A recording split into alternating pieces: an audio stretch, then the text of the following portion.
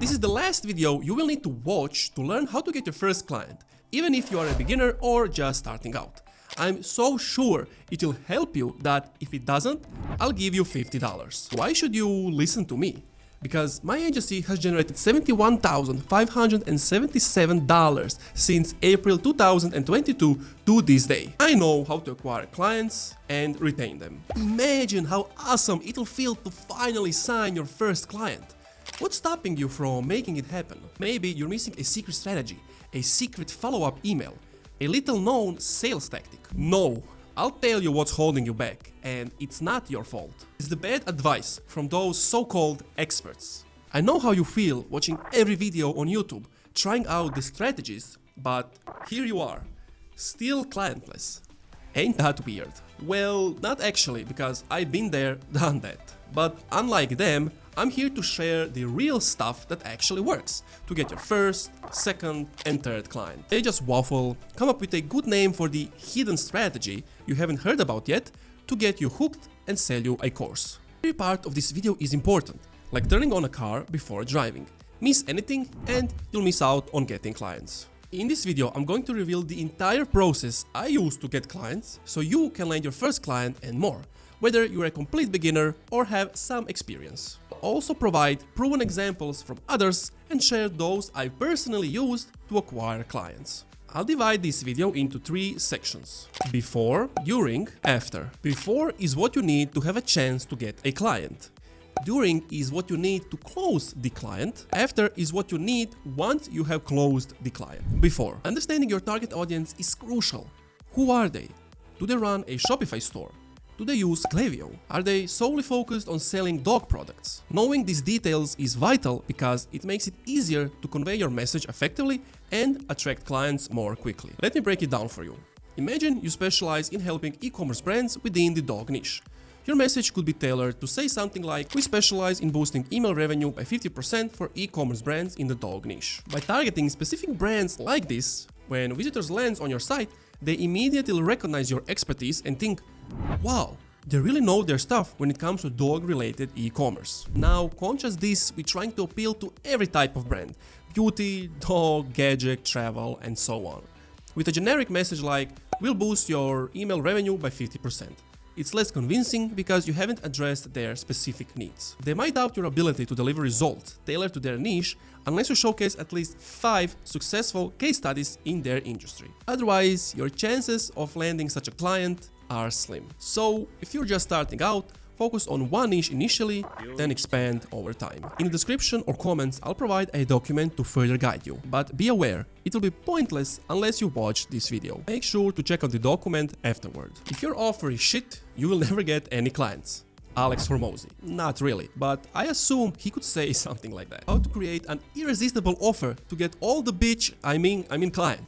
clients. What even is an irresistible offer? In a nutshell, it's something that you would be stupid to refuse or buy. For example, if I were to tell you, sell this old beat-up car for $30,000, to sell it, you need to be better at sales than Grant Cardone and Jordan Belfort combined. However, sell this 2024 brand new Lambo for $30,000, you wouldn't even need to know English.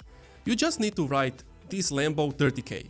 And you'll still sell it in an instant. Absolutely everything in your life becomes easier when the thing you're selling is simply better. The reason I have so many clients is because of my offer. If your offer is awful and everything else is perfect, you won't attract as many clients as you'd like. My offer is, we'll make you an extra $25,961 in 45 days or less with email and SMS, or you don't pay. It's specific. An extra $25,961. Has a timeline, 45 days. The vehicle is email and SMS. The client has 0 risk, or you don't pay. By the way, that sentence is really powerful. Here are a few more examples of offers that just work.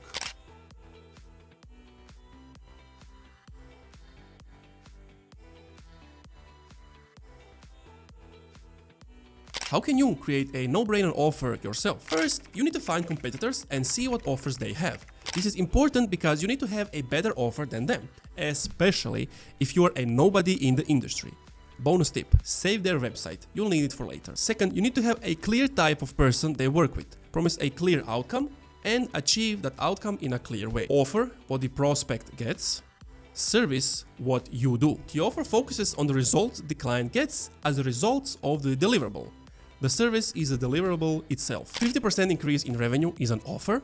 Email marketing is a service. You do not get cold traffic to buy services. They will simply never give you money. Cold traffic only buys offers. You must be absolutely clear about the results the prospect gets. And here's what not to do. We do email marketing and TikTok ads and Google ads. We help e-commerce brands convert more customers by designing beautiful emails. Anytime you make a claim or present a feature or show a testimonial, you need to describe what the implication is. The next thing your offer needs is a unique mechanism. A unique mechanism is not slapping a random name on something like, I will use my Ninja 360 secret strategy to make you millions. Like bro, the actual thing you're doing needs to be unique. You don't need to name your unique mechanism. Just because you can think of a name for your unique process doesn't mean your unique process doesn't work. Creating a name for it helps, but simply doing something unique works better. Example. The final thing your offer needs is a quantifiable end result. Questions your client will have. What exactly am I getting when I work with you? What results are you claiming that I'm able to get? Like, nobody buys emails. They buy the result the emails are intended to get them. Example. Now comes the fun part. Coming up with your business name. Make it easy to read and memorable. Once you come up with the name, go to Namecheap and buy a domain. Never ever use your Gmail account and try to get clients. Use Google Workspace or Namecheap's private email so that your email looks like your name at yourdomain.com. Now that you have a domain and an email, you must do this before you start sending cold emails. You need to warm it up because you are new in the space. No one trusts you, so you need to get that trust from email providers. If you don't do it, 99% of your emails will land in spam. You can do it manually or automatically. If you do it manually, you need to send 2 emails a day to a random email address, and that email must reply back to you. Every 2 to 3 days, ramp up the number of emails by 1 or 2. If you want to do it automatically, there's a software like instantly.ai that does it for you. The warming up process takes about 2 to 3 weeks. Also, make sure to add DMARC, DKIM, SPF to your DNS records for the domain you will use. It will take you 10 minutes or so. If you want clients to take you seriously, you need a portfolio. If you don't have a portfolio, do this. For example, if you're in the email space, take any brand and create an email design so you can show it to the client. But be honest and tell them that you actually didn't work for that brand. You just created it so people can see your skill. Be super aware of this. If a person tells you to send them emails you've done in the dog niche, only send them dog niche emails.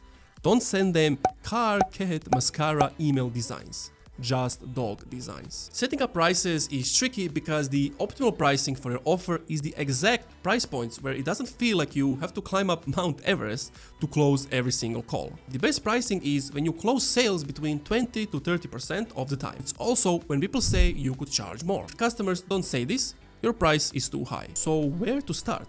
Look at what others selling similar stuff charge and copy them. If you're less certain or don't have proof, lower your price.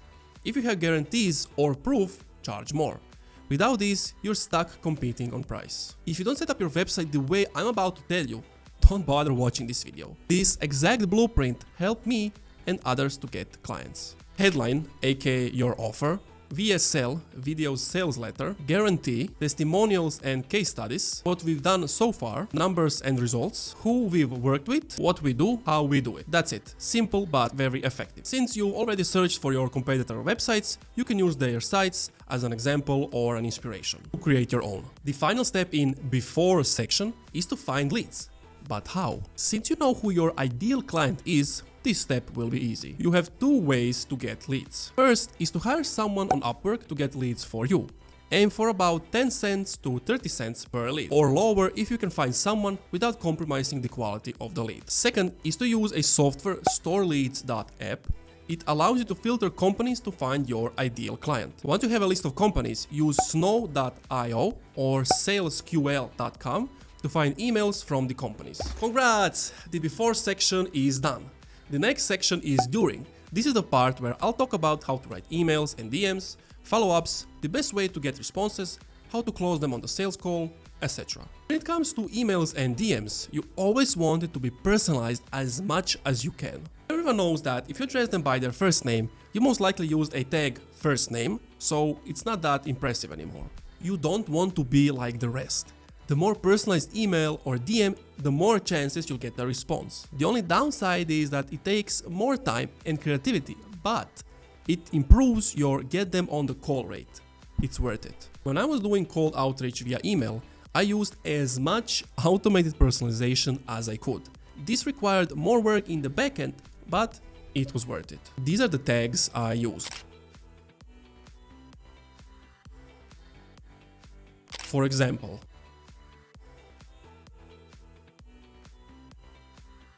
there is no way in this world this prospect could tell the message was automated. For DMs, I always recorded myself, and this was the script. When they respond, I always respond with a long video if it's an email, or I record a video if it's a DM. I keep it short because I just want to get them on the call. I tell them my availability and leave a link to my calendar so that they can book a call.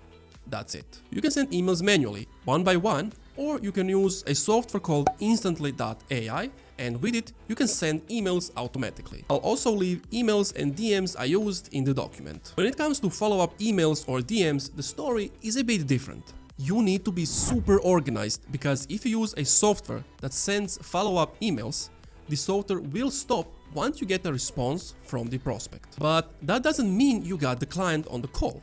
Here comes some manual work and tracking. For DMs, there isn't much you can do except have like a spreadsheet and write down to whom have you responded and to whom you have to follow up with. For emails, I recommend you organize yourself like so.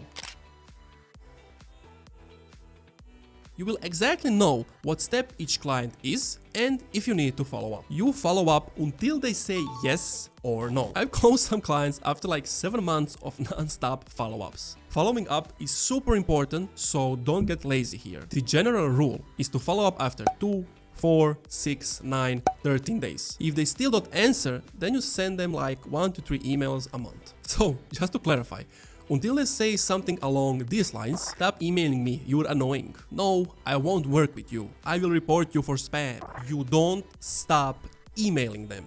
I'll leave examples of follow-up emails and DMs in the document. Here comes the juiciest part, the sales calls. It's important to keep track of sales calls KPIs so that you can improve over time. I'll share with you the ones I use.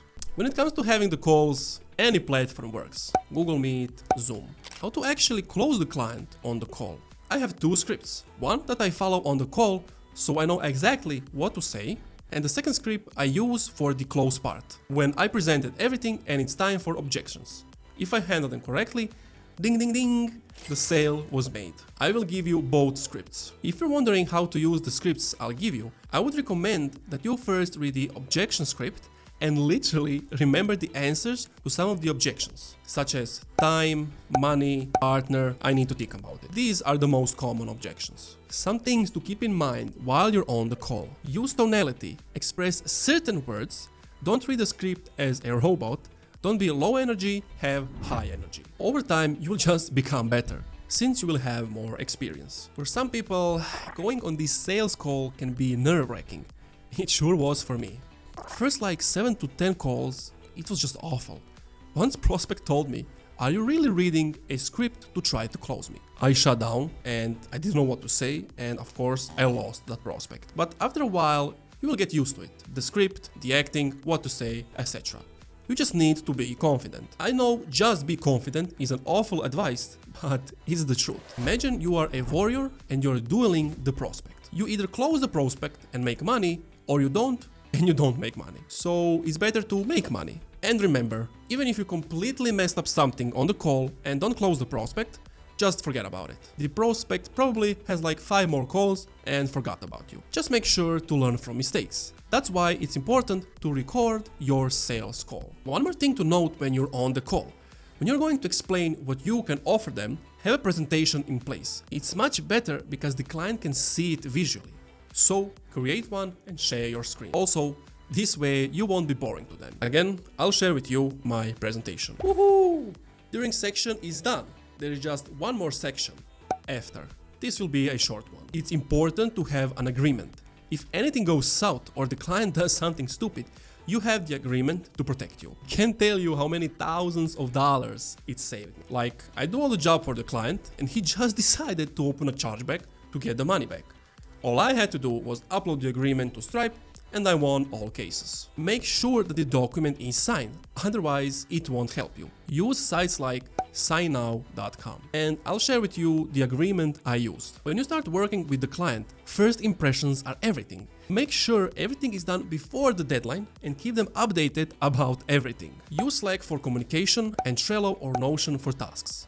You want them to see the progress of everything. Final piece of the puzzle is having an onboarding system. This is a bit hard to create since you can't just copy one from your competitors. Try to think in a way, how can I make the process for my client and me super easy? Once they come on board, ask them onboarding questions, have a final onboarding call, create tasks that need to be done, etc.